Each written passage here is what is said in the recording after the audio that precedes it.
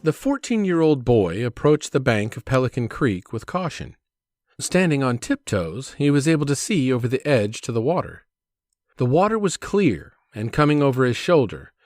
The sun penetrated the surface, exposing the largest trout the boy had ever seen.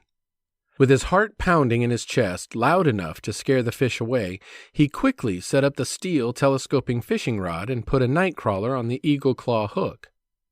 The youthful angler was not wearing the traditional fishing clothes. He wore hiking boots, faded blue jeans, and a dark green shirt. On the sleeves and pockets of his shirt were patches from the organization he was a member of. They were not from Trout Unlimited, Fly Fishing Federation, or the local fishing association. One large patch identified the wearer as a member of a Boy Scouts of America troop. Smaller ones designated skills earned or camps attended.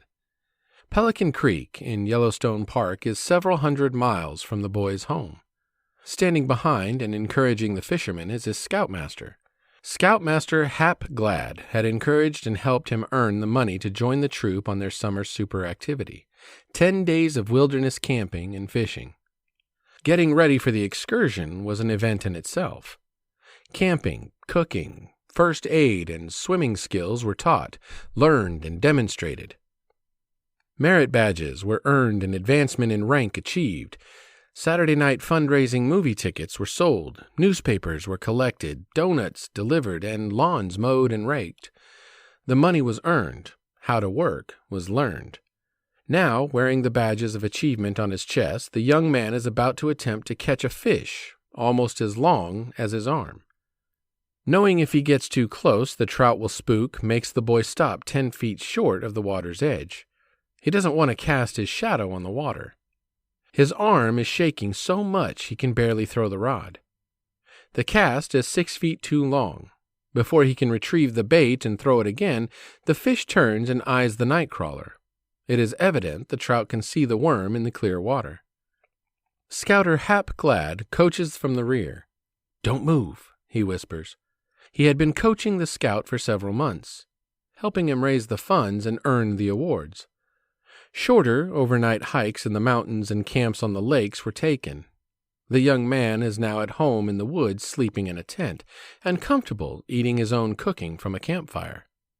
A positive self-image has developed through working to earn his own way and achieving his awards presented at the Court of Honors.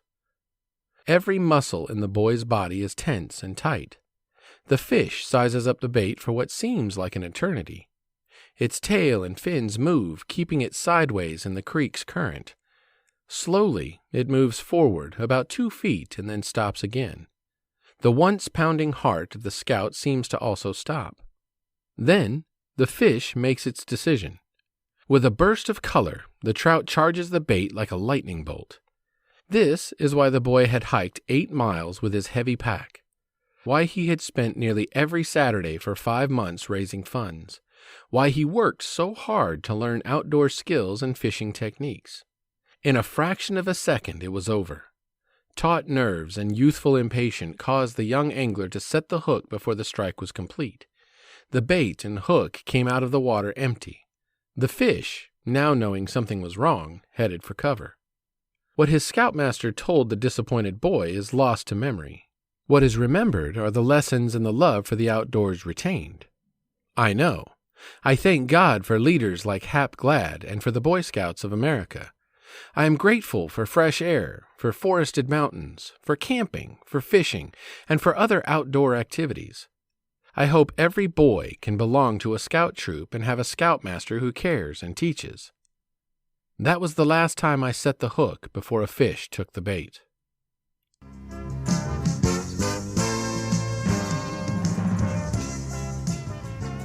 When you go outdoors, take a young person with you and teach them by your example what it means to be a sportsman.